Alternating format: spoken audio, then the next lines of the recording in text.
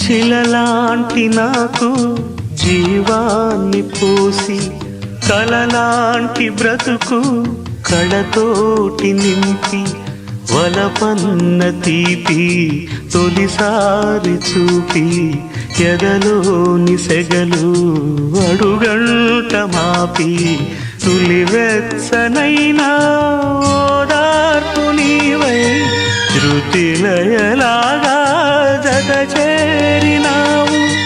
నువ్వులేని నన్ను హింసలేను, నా వేదనంతా నివేదించలేను. అమరం అఖిలం మన ప్రేమ